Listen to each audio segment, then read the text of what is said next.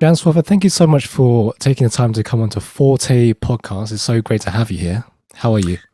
Glad to be here, Anthony, and I'm all set. A little hoarse, but all set. Good.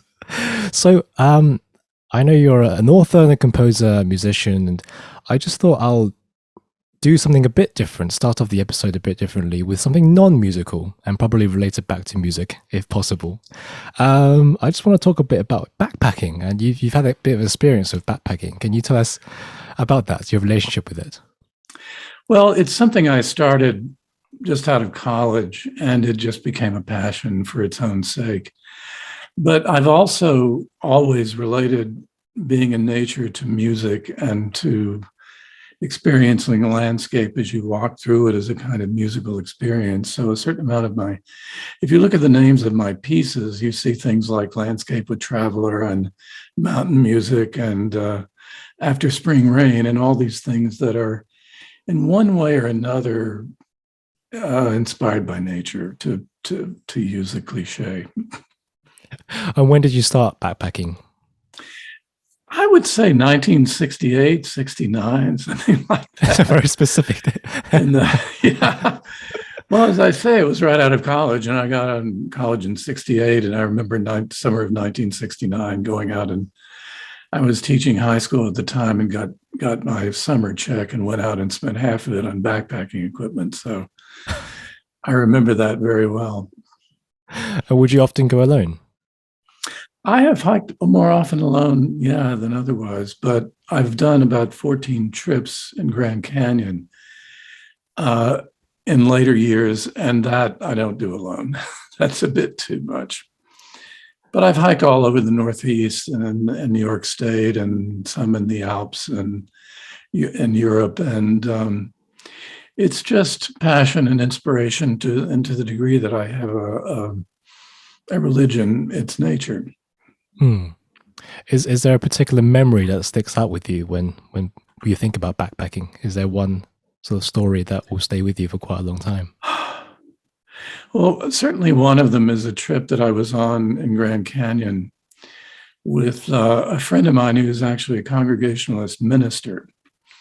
And we were on this thing called Horseshoe Mesa and sitting on one of the arms, looking out at one of the most extraordinary vistas on the face of the earth. And we were both just basically moved by it. And we were just had this wonderful talk about Greek tragedy and God and eternity. And he was interpreting it as a minister and saying, how can you look at this and not feel the presence of God? And I was saying, I'm not religious, but I look at this and I feel the presence of truth. That what we're seeing is truth. It's something beyond, it's a truth beyond what we can understand, but I think we can sense it in our gut, that that's what nature is. And that may be the only real truth we can know. And what do you mean by truth in this context, in nature's context? If you can speak a bit more about that. It is something that's absolutely itself and absolutely transcendent. It is beyond us, it's beyond our understanding, but the nature of it suggests to us, to me anyway, something beyond our understanding in a religious way. And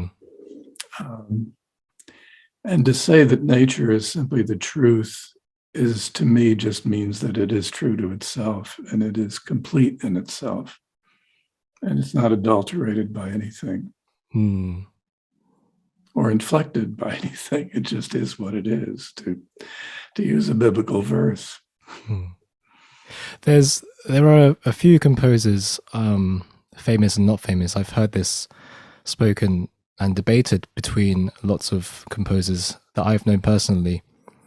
And they've talked about whether you see landscapes and you can hear music. And sometimes some people say, the vice versa, you hear music and you can see a landscape.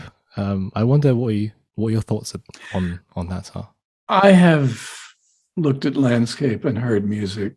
I don't do that regularly, though. I don't have that kind of, what's it called when you see one sense in terms of another? What Messiaen had, he heard music and colors.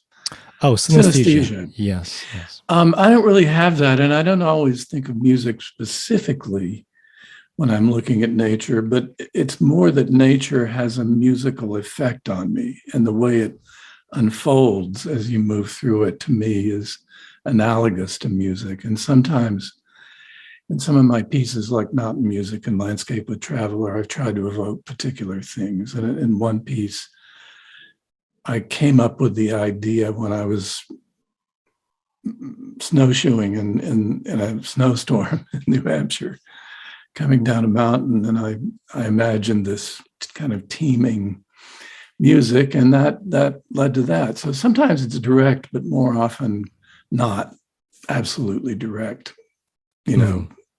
Visual music. It's not always that direct. And some people go on walks to solve, like, to sort of solve a musical problem or trying to get past a bar that they're stuck at.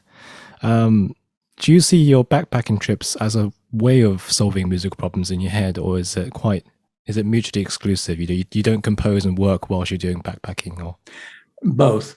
You do both. Sometimes I do, and sometimes I don't.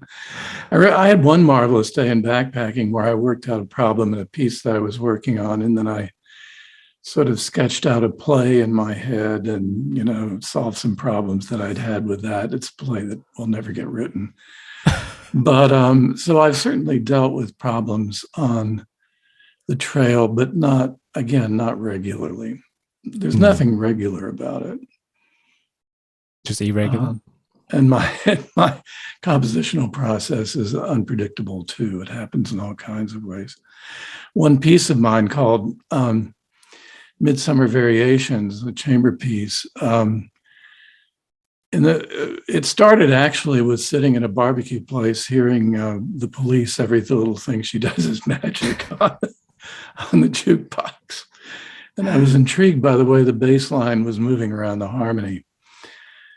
And that just stuck in my head. And then a couple of days later, I was taking a shower and I heard a bit of music in my head and a string bass very high up playing this little melody. And then I said, this was a commission, and I said, I haven't written anything for a while, so I'm going to sit down and, as an exercise, write a quasi-Bach chorale in which there will be no common chords. It'll be in B minor, but there will be no standard tonal harmonies, though it'll all be in B minor. But it will move and take shape, and each part will be as if it's a Bach chorale. That was the game. So I did that as an exercise. And then that and the little bass thing and the bass line and the police song came together and created this piece that I just wrote without a thought in my head other than to be true to the piece and have it make sense and to be emotionally consistent. And I finished it and said, well, what am I going to call it? Well, wait a minute. I knew it was variations because that quasi-Bach chorale is at the end of the piece. And then I used material from that to make the rest of the piece. And I sort of allude to it at the beginning, and then I end the piece with it. So it's sort of backward variations. The thing that's being the variations come first, and then the theme at the end. And I said to think, wait a minute, it's all about summer. I didn't know that, but it is. And it was written in the middle of summer, so it ended up being called Midsummer Variations. And emotionally and expressively, it's absolutely what it's about. I just didn't know it when I was writing it. But my unconscious did. That's what was guiding me. So you mentioned the word unpredictable when it comes to your composition. So does that mean so is composing still part of your everyday routine, or do you just wait for that feeling or motivation to compose come and then you compose? I wish it were a part of my everyday routine, but I've been busy writing a lot of many pages of books in the last 20 years. And I haven't been true to my muse. I haven't written enough. And I don't know if the muse is going to take revenge or not. I'll have to wait and see how she's feeling about it, because I have an orchestra piece to write. When's it for? It's for Orchestra New England, their 50th anniversary, conducted by a friend of mine, James Sinclair. So that's coming up in a couple of years. I have plenty of time to do it. I'd like to write some songs or piano music first to sort of get back into it. And I'm sort of on the verge of doing all that, sort of beginning to get back into it. And I'm dealing with some piano coordination problems from an accident a year ago. Oh, I see. But my hands, I'm getting to the point where I'm almost as bad a piano player as I used to be. So, as part of your composition process, do you play at the piano and then you sort of work it out from there?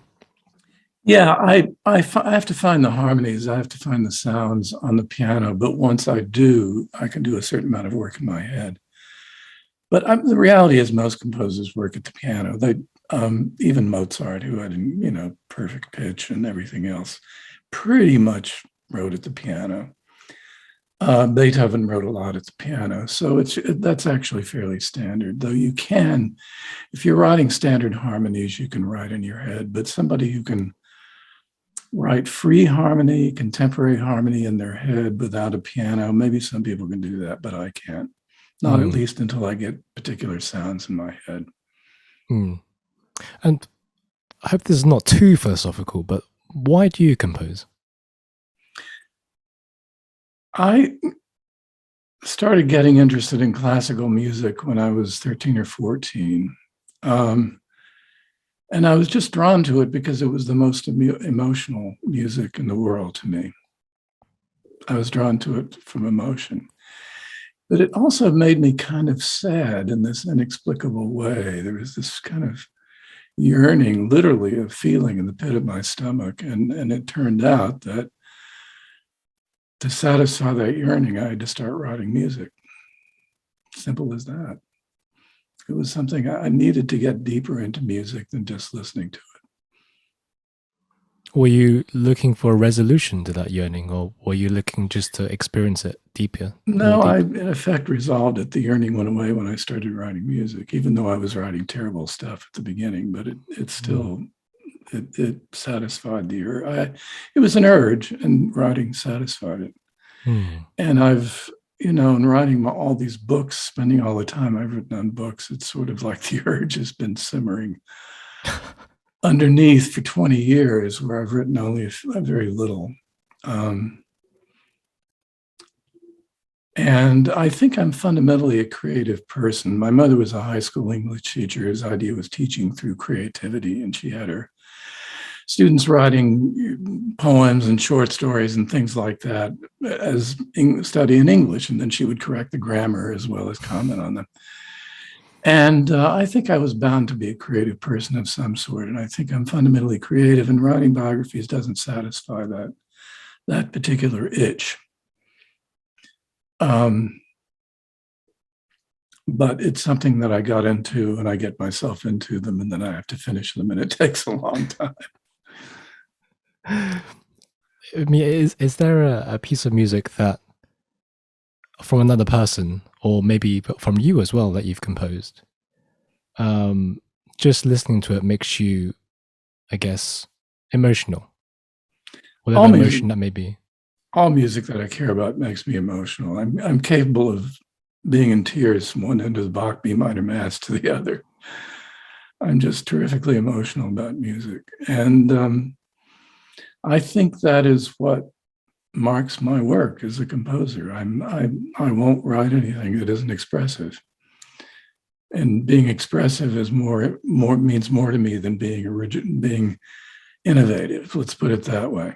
I think the idea that innovation is the only coin of the realm in composition, I haven't believed that for a very long time. I just felt that everybody in the arts running around, everybody trying to be revolutionary was just idiotic in the long run. In graduate school, there were all these, budding revolutionaries in all the arts. And I just said, this is silly. It's just people floundering around in the woods. And not, I said, I want to settle some territory. I don't care whether it's new or not. It's certainly, if it's mine, it's going to be new.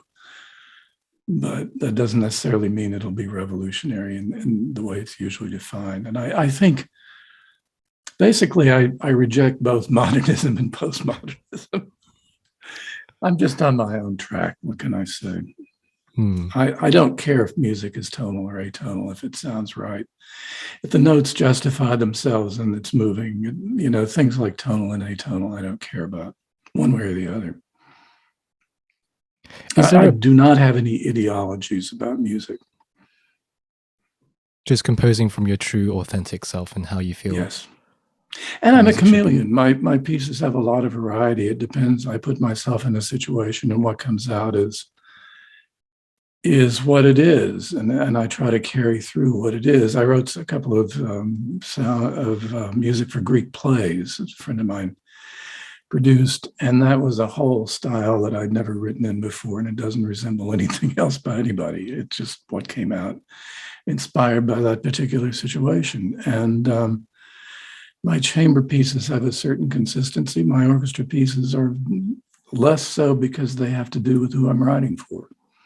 I'm having an orchestra performance next year of a piece I wrote for a college orchestra of modest ability, so I had to gear it to that, and that's why the piece came out the way it did, and so forth. I wrote another piece for Chattanooga. That's where I grew up, string orchestra, and it had to do with fiddle tunes and mountains and church hymns, Baptist church hymns that I grew up with. That's the way that piece turned out that way. Have you ever explored and played around with modern and postmodern traditions of composing, or were you from the outset just flat out rejecting that tradition? Well, that doesn't mean I don't write things that are dissonant sometimes. I do. It doesn't mean, what I've never done is written a serial piece, because not because I hate serialism as such, I just haven't got any ideas in that direction. And I don't like most serial pieces. Most of the serial pieces I like are by Schoenberg. I mean, I have very picky tastes. I love early atonal Weber, and I really can't stand most of his serial music. I don't like most later serial. I think it's so many people when I was in graduate school were writing as if they were German composers of the teens. And that was assuming that music was nothing but a technical feat. It had nothing to do with the world around you and nothing to do with who you are as a person. And I just found that ridiculous. So I have no ideologies, and there's nothing about modernism in terms of technique that I reject. What I reject is music that isn't expressive and doesn't sound like something, doesn't sound like where the notes justify themselves. And there's a lot of very well-known contemporary music where I think the notes don't justify themselves, and that's why I don't much like them. So, going back on the element of emotion being the most vital thing in music, when you have an idea for a piece, does the emotion come first and you let that manifest into notes and particular instrumentation, sort of structure? Is the emotion the initial stage of your composition process, and then you let that decide either subconsciously? Based on what I've already said, you would think so, but actually no. Oh, I see. I know, in the sense that I don't tend to define the emotions of a piece when I'm writing it. I probably have at some point or other, but mostly the emotion to me is inherent in music, and I'm following kind of the gut feeling about the emotion. And the emotional and I was just a pianist is going to do a piano piece of mine called next year, and it's called Music Like Steel and Like Fire. It has something to do with war. It starts with this kind of brutal military march. And to me, there's a very satisfying psychological development of that piece from beginning to end. But I've never tried to define what that is in words, because I think music is a language of the spirit, name of a book of mine, beyond words. And I think most musicians feel that way. So I've never really felt, when I'm composing, the need to define in words what the emotions are. I feel them and follow them. in the notes. I think maybe defining them might do it disservice. Would you think so? Defining it too much. It could. Mm. Even when I'm writing on a text and I'm trying to express the text, I just sort of let the text sink in. And again, I don't try to say this is a gesture I need to do to express. Well, sometimes I do. I mean, if there's a strong image in the music, you have to get it across in some way. So that you're aware of in my song cycle, there's a poem that talks about birds circling a vase. And so I had, of course, a circling figure and that kind of thing. Going back, I'm so glad you mentioned people at college, university, all wanting to be revolutionaries and take part in music's revolution in whatever period they're living in. I've been very, very interested these days about the pace of history and how things change in history in terms of music. I just wanted to ask you, what do you think are the fuels for musical revolution? Is it politics of that time, or is it technology of that time? What factors change the way composers compose? If you look through history. Well, the first thing I'll talk about is the kind of great revolutionary period around the turn of the century and the first decades of the 20th century, where all the arts were going through revolution. And that had partly to do with technology. In painting, it had partly to do with photography. When photography became sophisticated, you no longer needed to paint people's faces necessarily. So painting began to take off and say, what can painting do that's unique to painting? It's not just a duplication of photography. But also there was a general spirit of exploration and revolution in the air. There was also a coming cultural catastrophe in Europe, which all this was bound up in. In 1884, Brahms wrote his publisher, I think catastrophe is coming in this culture. And of course, he was right. And he knew it had something to do with anti-Semitism. He didn't know what it was going to be, but he knew it was bad. And he was right, of course. And that inflected some of his late music. Here's another thing, though. When you're in school, you're taught that innovation is a technical matter. It's a matter of, 12-tone was serialism was a technical thing that was innovative. That's not actually how innovation happens in music, or it didn't at that time. Innovation happened partly because there was a spirit of exploration and even revolution in the air. It was the zeitgeist.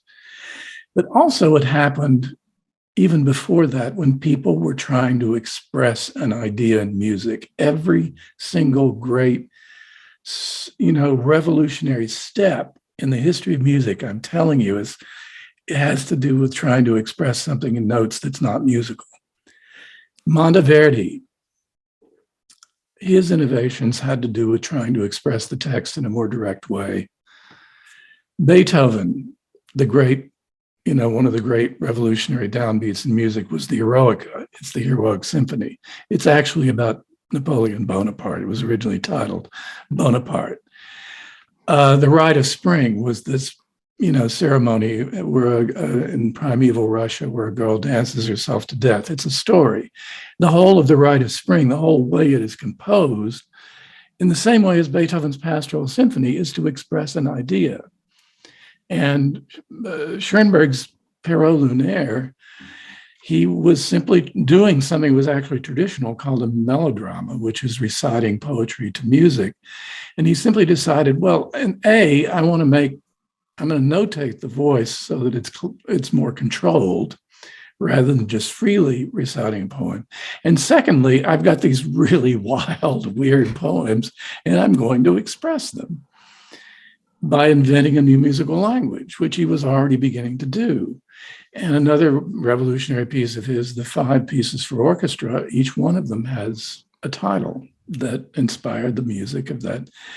So you see what I'm saying? And the Webern 5 pieces for 6 pieces for orchestra had to do with the death of his mother. Revolutions don't happen because of inspiration in technical terms. They happen because a composer is trying to express something in music that maybe hasn't been expressed before. So it's a coming together of the zeitgeist and a particular challenge of expressing something in music. Is that still true today? Well, innovation today is a completely different matter than it was 100 years ago, because there are things that have happened that are the end beyond, that are ends beyond which you can't go.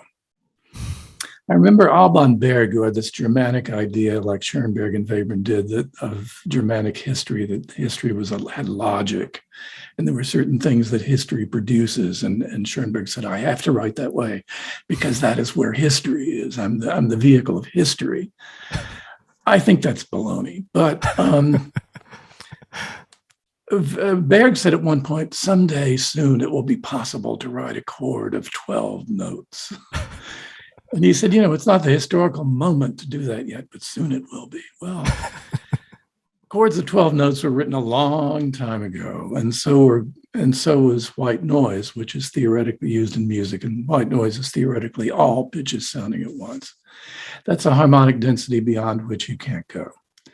There are complexities of rhythm beyond which you can't go. You can do them with a machine, but that doesn't mean anything. It doesn't sound like anything. So there are certain levels of complexity that are as far as human beings can go. They tend to get stretched and stretched, but still. So you see what I'm saying, and the possibilities of discovery of expanding the harmonic language, it can't be expanded anymore. It was expanded as far as it goes 50, 60 years ago. Finding a new melodic style, that's possible, I guess. So I think innovation now, I don't see any other way than it's a matter of being strongly who you are, individual, because I've always said that I taught at a conservatory where there were 34 student composers and 5 faculty, and we wrote in 35 different ways. And nobody wrote 12-tone music, and nobody was an absolute minimalist either. And yet I feel that what composers are presented with is the rubble of all the old systems of music that are lying around on the ground. Tonality, atonality, every complexity, simplicity, primitivism, futurism, all the isms just lying there in pieces. And you simply go through and pick up what you need and want and cobble it together into a voice. And I don't see any other way. The idea of some big new revolution in music, I just don't see how that could happen, really. Electronic music gave means, but at a certain point, the newness of it didn't make any difference anymore. The goodness of it, how good it is, makes a difference. That's ultimately what matters. And I think my critique of modernism, that it had too much to do with what was new and not enough to do with what was really good and moving. I see. So would you say there's? I'm sorry, you get me started on this stuff. No. I think what you say is really, really interesting. Super interesting. Because I do kind of agree, actually. So do you think, in the past, you had the Viennese schools, do you think schools these days are non-existent and people are more focused on being their own individual selves when it comes to composing their own music, whatever that music may be? Well, that reminds me of what was called a few years ago, I don't know if it still is, the Atlanta School, which were composers like Jennifer Higdon, who were basically writing quite traditional kinds of music and sort of neo-romantic, really. Neo-romantic was considered to be a school, and some people have associated me with that, but I don't consider myself any more neo-romantic than I'm neo-Balinese or neo, because Balinese music has had a big influence on me. So schools are possible, I guess, in the sense that you have people who share some kind of aesthetic. I suppose that's, I'm constitutionally unable to belong to a school. And actual schools, as in teaching schools, have not generally been very happy about me either. I see. You mentioned Stravinsky's Rite of Spring, and that famously caused a bit of a stir during its premiere. More than a bit. A bit of a stir. Now, here's another myth, though. Let me get rid of another myth. Yeah. There was a riot at the premiere of The Rite of Spring. It had more to do with the dance than it did with the music, because if you've seen the reconstruction of that choreography by Nijinsky, it is still boggling. It is anti-ballet with a vengeance. And after a while, there was so much screaming and fistfights and thinking people couldn't hear the music anyway. But there's been this myth that innovative, revolutionary things take a long time to sink in and be accepted. Baloney. 2 years after Beethoven's Eroica was premiered, the biggest music magazine in Europe said this is the greatest symphony ever written. The year after the premiere of The Rite of Spring, it was played in a concert piece, and Stravinsky was carried through the streets of Paris by a cheering crowd. And then, not long after that, it was in a Walt Disney cartoon. So the idea that revolution is never understood or appreciated for a long time is just baloney, too. I mean, it's happened. It does happen, but usually not so much. Happened to Charles Ives, but there were a lot of other reasons for that. Well, you seem to answer my question, actually. That was my next question. You read my mind. But I was just thinking, what makes people, because they're so different, what makes people sort of ease into appreciation? Is it just maybe a bit of time or a bit more exposure to the piece, or maybe I think it's time and exposure. I think there's probably more general audience understanding and acceptance of 20th century, at least, music now, and and newer music too. Partly because they've heard more of it in concerts, and partly because they've heard it in film. And they begin to understand that, and they have it. And the films they've heard newer sounds in aren't necessarily horror movies either. I just watched the dog. What is it called? Yes, the Prince of the Dog. Is it something like that? Prince of the Dog. No, the new Jane Campion movie, The Power of the Dog. Oh, that's it. Yes. With a score by Johnny Greenwood, who's the lead guitar of Radiohead. But he was I gather he was an undergraduate composition major. And it is damn good. Very, very austere, very, very simple, and sometimes creepy as hell. I mean, he makes great use of an out-of-tune piano and things like that. I remember Wait Until Dark, a thriller from about 40 years ago with Audrey Hepburn, and had a score by Henry Mancini that was mostly two chords and a quarter-tone piano. Just these kind of dense, it's all it took. So in other words, people are getting these sounds in their heads and not necessarily associated with horror movies or science fiction, but with emotion and just emotion. Yes. Have you thoughts about composing for film? I did. I have, yes. But I wrote music for just sheer coincidence. I taught in a high school in Vermont in the 70s and wrote music for a production of Alice in Wonderland, which turned out really well. And then I left to go to Yale Music School, and this guy showed up to make a film about the school because there was a whole lot of controversy about the school was very liberal and the community was getting more and more conservative. And they said, well, the guy who taught music here before used to writes music. So he came down and wrote music for that film. It was a PBS film, local Vermont PBS. And then they got gigs doing films of things like the New York City Marathon races. And so I wrote several films for road races, and those were definitely trying to express a visual image, but it also had something to do with what the producer wanted. And, one of them, he said, I want bluegrass. This is going to be something like bluegrass. And I said, okay, well, I have a banjo. But then I took off on my own. I'm going to have a string quartet and a flute and a clarinet. I'm going to have a harpsichord that's going to be a sort of super mandolin and a drum set and a banjo. And I'll finish the anecdote because it's pretty good if you happen to know who the punchline is.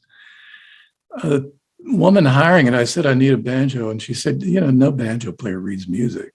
I said, oh, she said, wait a minute. I heard about this teenage kid in Cambridge and he's supposed to be really good and he can read music. So this kid came in, he was 18 or 19, and he sat down and he kind of screwed up for about 15 minutes. I don't know if he'd ever played a recording session before. And then he just played brilliantly for the rest of the session. I mean, I didn't write out the banjo part. He was playing from music with just chords on it. And meanwhile, he was just listening and responding to what he heard. And afterwards, he was saying, yeah, I'm trying to get together a band and maybe combine jazz and bluegrass, something like that. I'm not really sure what it's going to be. Well, it was Bela Fleck, who was, if you don't know, an extremely well-respected, well-known guy who was noted for taking his banjo in extraordinary directions. It was a big 2-album, 2-CD set of him playing African music, for example. Do you find composing for film different from just composing music? Yeah. And for theater is the same. I mean, one very wise man said, being a film composer is to be proficient in every style but your own. And I think the greatest of all film composers was Toru Takemitsu, who was well-known, 20th century, late 20th century Japanese composer. He wrote about 100 film scores, and the guy, he could imitate anything. So if you want to waltz like Tchaikovsky, he could do that. And then he wrote the music for Ron, the great Kurosawa film. And there's the battle sequence. Kurosawa said, I want something like Mahler. And what you get, David Raxon, who wrote Lara, he said, this is the greatest piece of film music ever written. You see the Mahler in it, but it doesn't sound like Mahler. It's an extraordinary, profoundly tragic, keening piece that is very original, and yet it comes out of the director saying, give me something like Mahler. So film composers are more like imitators, but with their own original twist. Is that what you're trying to say? I see. Well, sometimes they just nail it. I mean, Takemitsu's title tune for Dodes Kaden sounds like a little Burt Bacharach tune. I remember listening to it the first time I saw the movie and saying, Takemitsu could not possibly have written this, but he did. It goes da da da da da da da da da da da da da da da. And actually, when you step back, it perfectly defines the atmosphere and the mood of that film, which is very tragic.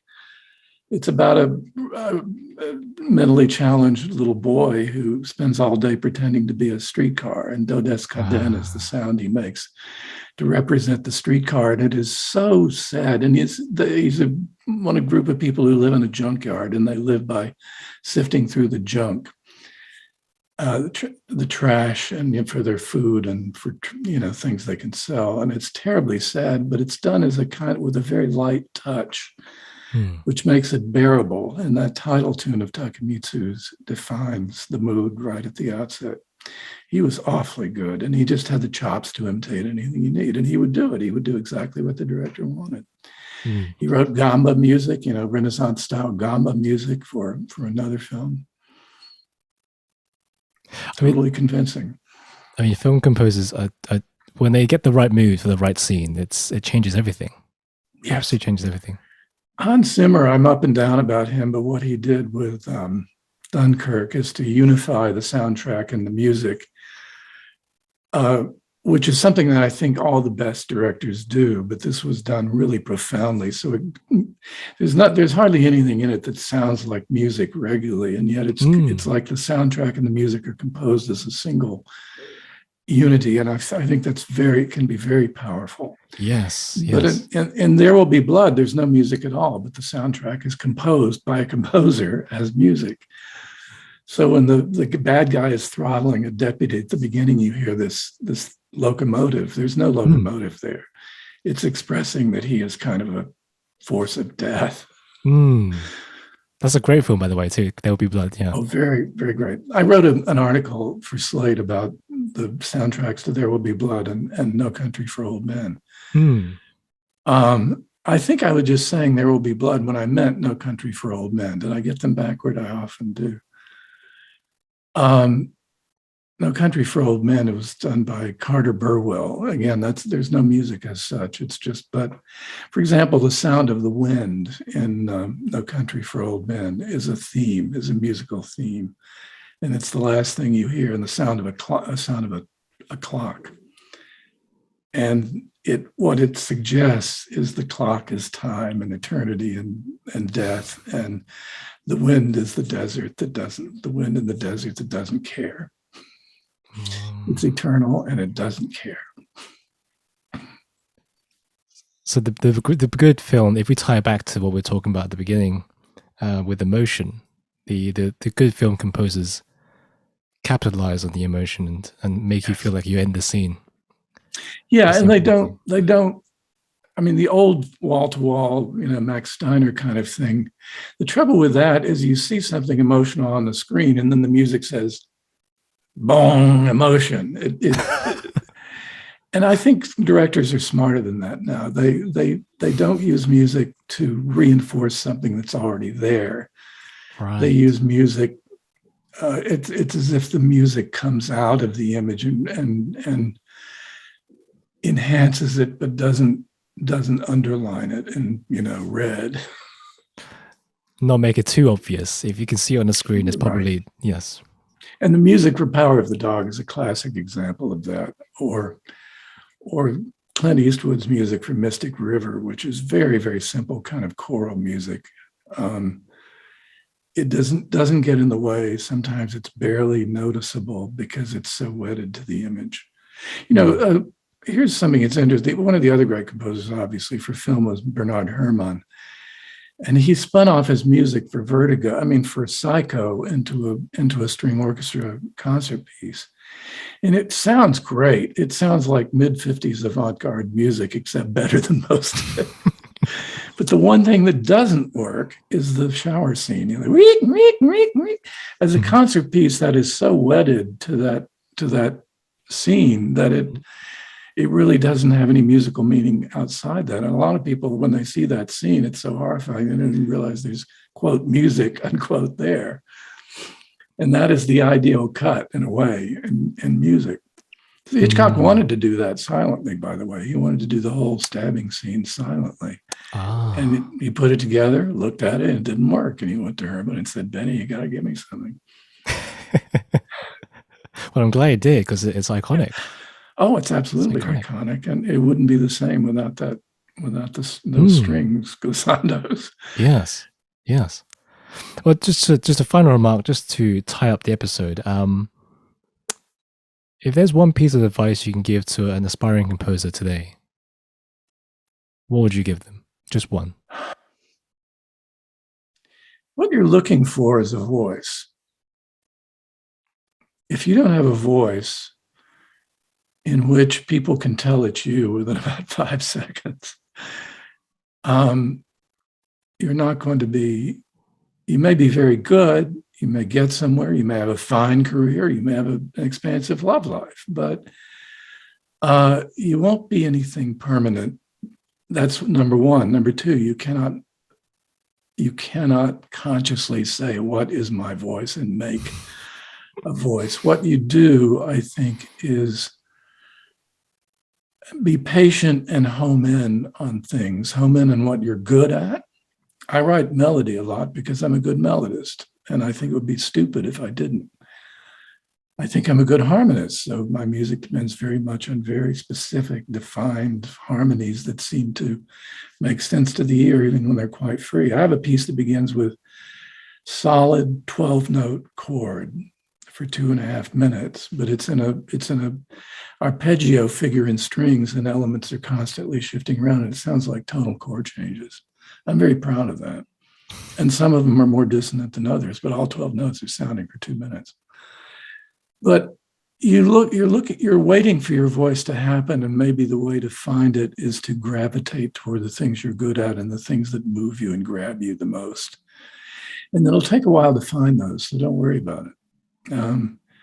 Some people find a voice very quickly, some people don't. Debussy Debussy's voice is so distinctive, and it's made from so many things, Russian music and Javanese gamelan and Wagner, and all these things went into it, and it's absolutely unique. But you can't do it by you can't do it by force of will. It has to kind of happen to you, like the back, until it's like the back of your hand. You don't have any, it's you, but you don't have any control over it. So I guess that's the main thing. You're looking for a voice. And the other thing is be expressive, for God's sake. And if you're writing a song, make the voice part be the most interesting part, most interesting thing. Most 99%, educated guess, 95% of the vocal music of the last 15 years, the voice is the least interesting thing in the piece.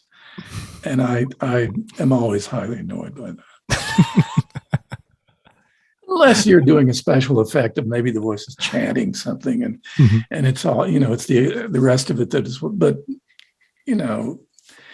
and the other thing is the music doesn't always have to have a theme, a tune, but if you do have a tune, make sure it's a good one.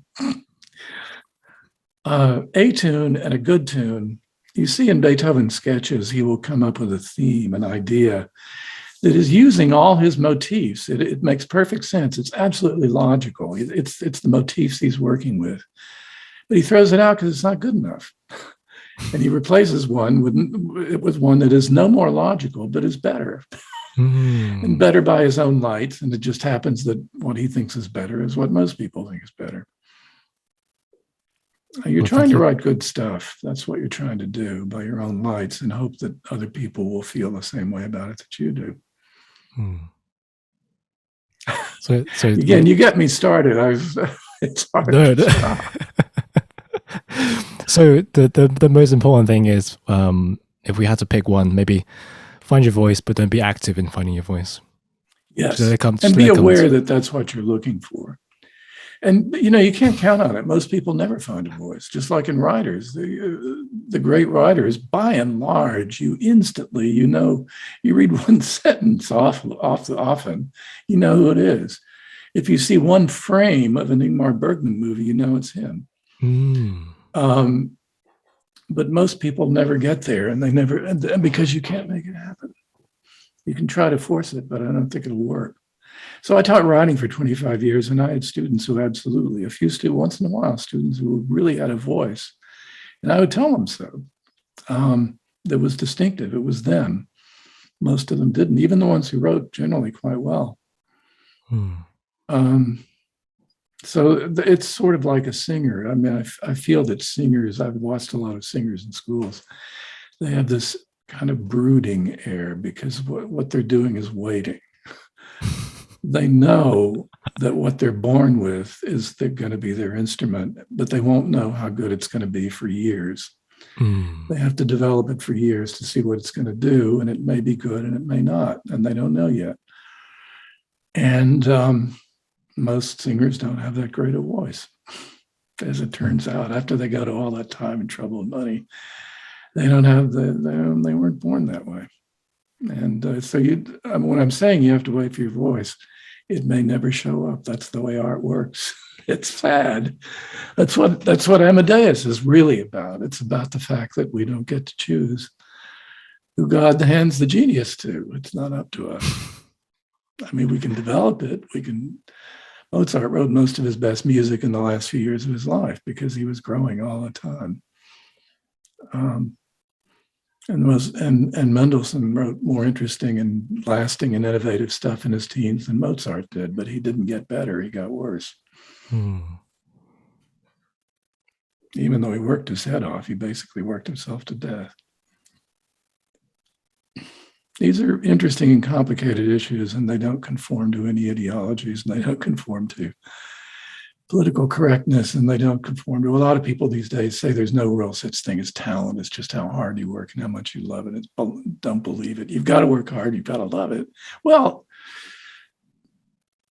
I hated every minute of writing the Brahms book because it turned out to be a financial and personal disaster, and I loathed doing it, but it's still a pretty good book because I'm a good writer.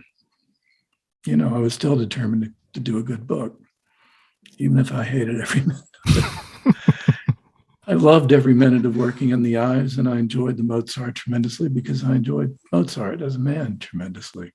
He was a great guy, funny as hell. Anyway, I'm now drifting, but in a way, that's an answer to your question. You've got to wait for your voice. You've got to go after it, but don't ever think that you're guaranteed to find it. Art doesn't work that way. Some people start off bad and become incredible, and others start off bad and stay that way. It's the way it is. I went to see Chekhov's first play once. It was just astonishing how bad it was. It was like, peeling your eyeballs bad. And Chekhov, and the themes were absolutely the same themes that Chekhov would be writing about, bored aristocrats in the country. He was writing about the same thing, but, he became Chekhov, and most people start off bad, don't.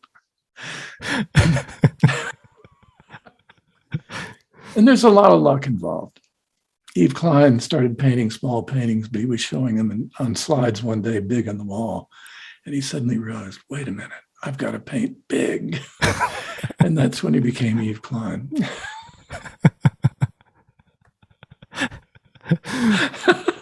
But I guess that's also the beauty and the terrifying thing about art is that voice, when it does come, the impact is huge, but the chances of it coming is very slim.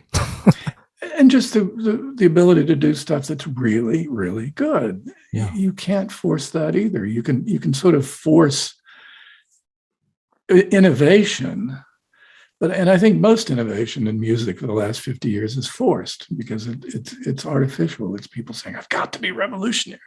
Right. So I'm going to have music. I'm going to filter motor oil through a cloth, and how it drips on the music paper will be the music. Right. It's a revolution. Right. I just thought of a particularly gross example in the visual arts, but I won't go into it. That really happened. Right. But, innovation. Stravinsky once said about the Rite of Spring, he said, "I am the vehicle through which the Rite of Spring came into the world." And what he was saying is, I don't know where it comes from. And he said, I just had a good ear. I just had an ear. That's all I had. He said, I Berg and Schoenberg, they were so theoretical. All I had was an ear. But he had an incredible ear. Yes. And most of us don't. We should focus not being too actively revolutionary, but just being who you are. Whatever it is, good or bad, innovative or not, you have to be who you are, and there's no other choice. And if who you are is a middling composer who's, not doing anything very innovative, then that's who you are. But you can get your best by really figuring out who you are and going after it without limiting what you think you are. You don't want to do that either. You always want to be reaching several steps beyond where you are, because that's how you get better. And, getting a lot of advice. I just had an ex-student of mine here, and he gave me some very good advice about my piano piece. He said, cut 8 beats here. He was right. Or my mother, who heard my big cello and tape piece at one point, and it had this 2-minute thing in the middle where the cello, it's as if he'd been knocked out and it's flying around the room. It was the image I was working toward. And at the end, my Chattanooga mother said, honey, that cadenza's awful long. I realized she was right. I cut it in half. So, yeah, Stravinsky used to go to Ravel and consult about his orchestration. These are two of the greatest orchestrators who ever lived, giving each other advice. So there's also that. Get advice. From musicians and non-musicians. And non-musicians, including even mom.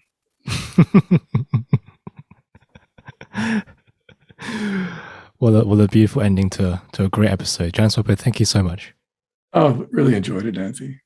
Thanks for letting me run on. No, it's purely joy for me. Thank you so much. Take care.